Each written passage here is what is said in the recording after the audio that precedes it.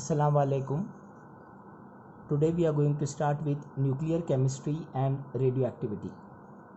First of all, we should know what is nuclear chemistry. Nuclear chemistry means the chemistry which deals with the study of nuclear reaction. First of all, what are nuclear reaction? Nuclear reactions are those reactions which are carried out by the nucleus. So to understand this clearly, we will have a particular structure of atom. What is atom?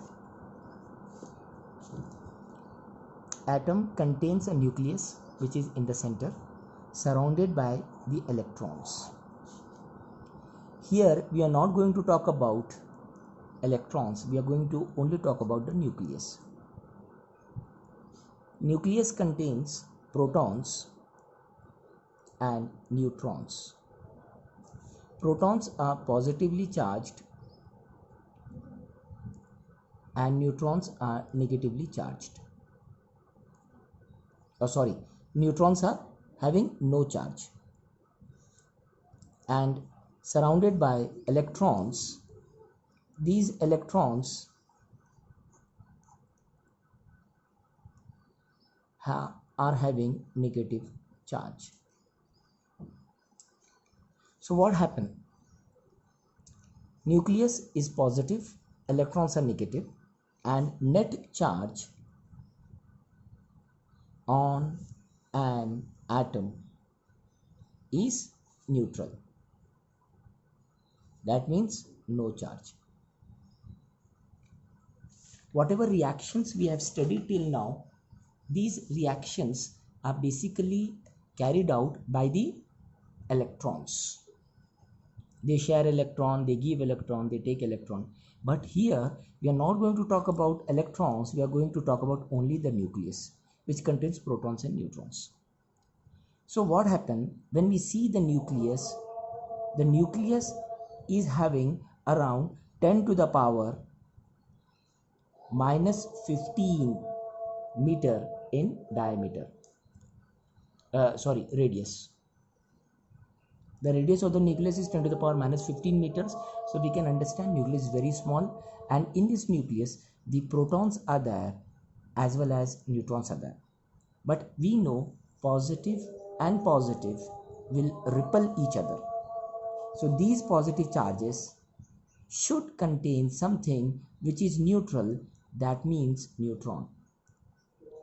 So these positive charges are compact in the nucleus with neutron. So we are having positive charge surrounded by neutron, then positive charge surrounded by neutron, then positive charge surrounded by neutron. To understand this, in this way the nucleus is being arranged. Now the second point we are going to talk about is these charges, positive as well as neutron, are being arranged by strong nuclear force of attraction. This nuclear force of attraction is very important. If you are having strong nuclear force of attraction, nucleus is stable, we say atom are stable. But if you are having a weak nuclear force of attraction, that means protons and neutrons are not compactly arranged, they can move or they can shift or they can go here and there. That means we say nucleus is unstable.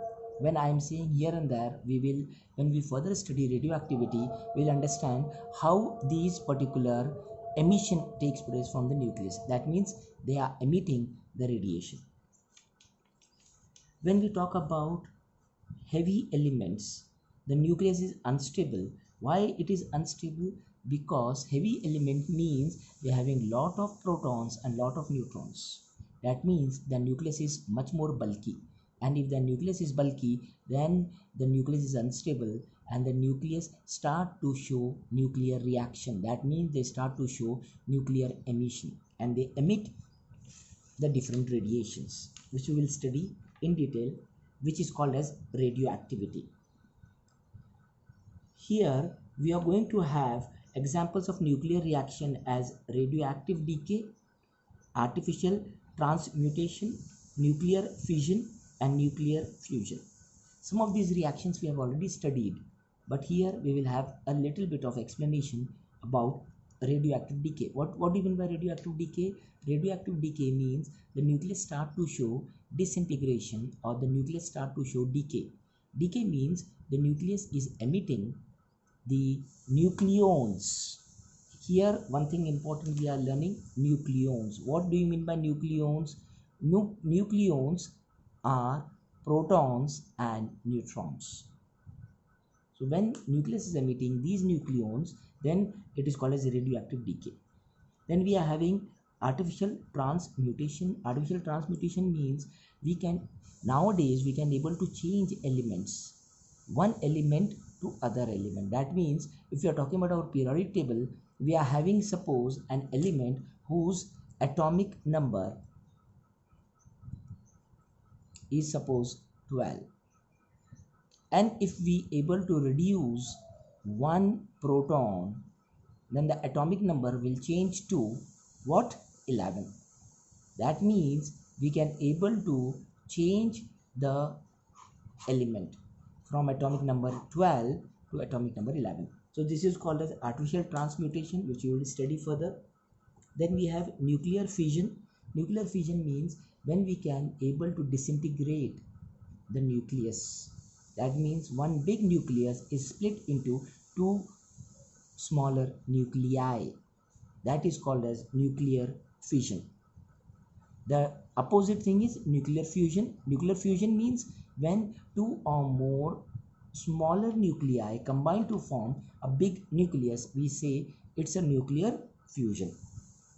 Then we will talk about atomic structure. Atomic structure, we have seen nucleus is in between, in the center, surrounded by electrons. The same is the solar system. If we consider solar system, sun is in the center, surrounded by different planets which are revolving around the sun. So we are having difference or similarities between atomic structure as well as solar system. The first similarity is the nucleons are at the center, or nucleus is at the center, their sun is at the center. The first similarity. Number two, electrons revolve around the nucleus, their planets revolve around the sun. The third similarity, electrons and nucleus are held by strong nuclear force. Their planets and sun is held by strong gravitational force. Then the most important feature, the nucleus is very small, very compact. We have seen the atomic radius is 10 to the power minus 15. So what happened? Much of the space of the nucleus atom is vacant. In the same way, much of the space in the solar system is also vacant, because sun is in the center, planets are revolving, and in between sun and the planet there is lots and lots of open space or vacant space in between. Then we will talk about the elements, how we can able to arrange the elements. So we arrange the element in the form of A, X, Z. What is X? X is the symbol of element. What is A? Mass number or atomic number.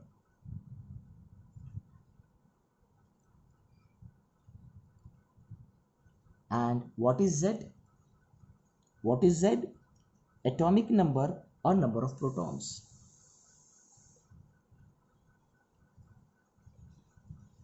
Atomic number or number of protons or number of electrons. So what is X? Symbol of the element. What is A? Mass number or atomic mass. It is mass.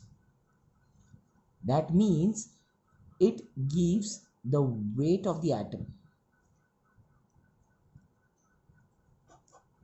And what is Z?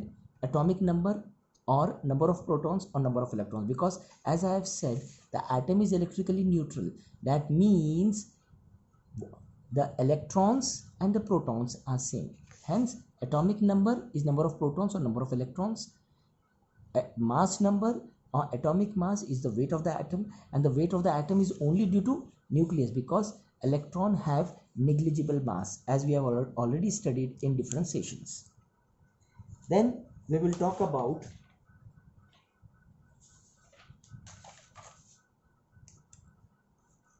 A is equal to Z plus N. What is A? Mass number. The mass is equal to Z. What is Z? Number of protons.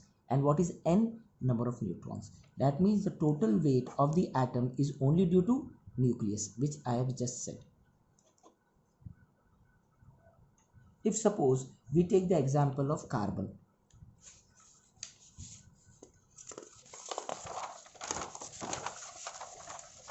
If we take the example of carbon, C12.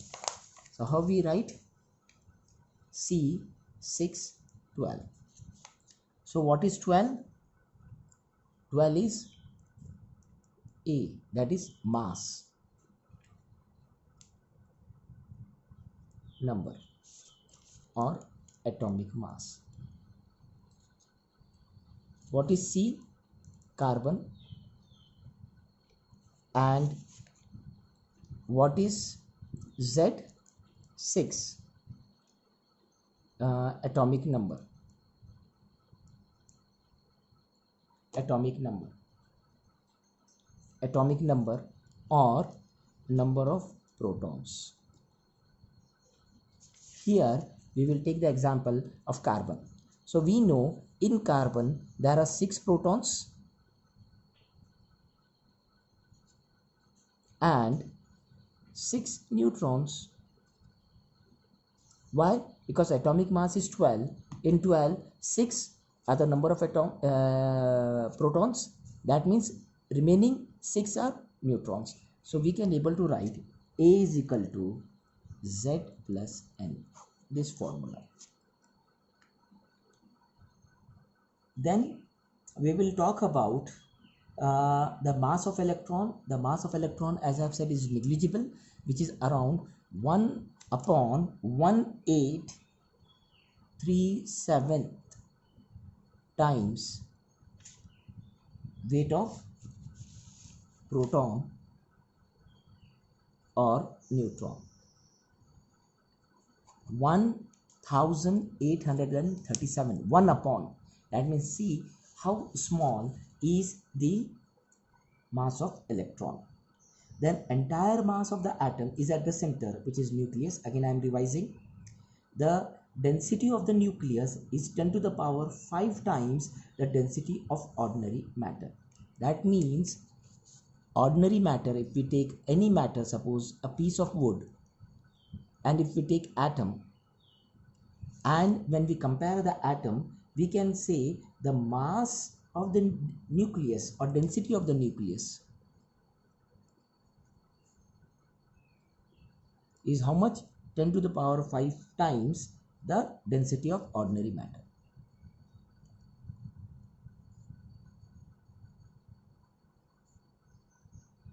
So we can able to understand 10 to the power 5 times means 5 times 0.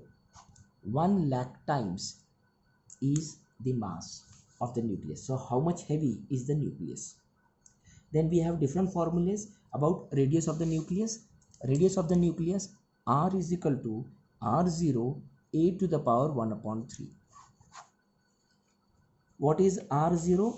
Is constant, and the value of R0 is 1.33 into 10 to the power minus 15 meters. This is very important. And what is A?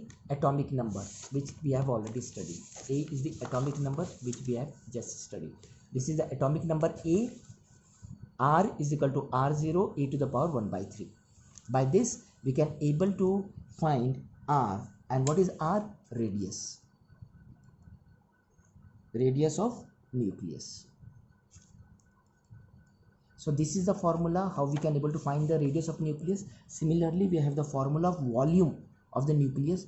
Volume of the nucleus is directly proportional to R cube. R cube means radius cube. But we know what is R cube? R0, so we can say is directly proportional to R0 a to the power 1 upon 3. But what is R0? Constant. So we can say it is directly proportional to A. What is the volume? Directly proportional to A. So this is what is the formula we are talking about.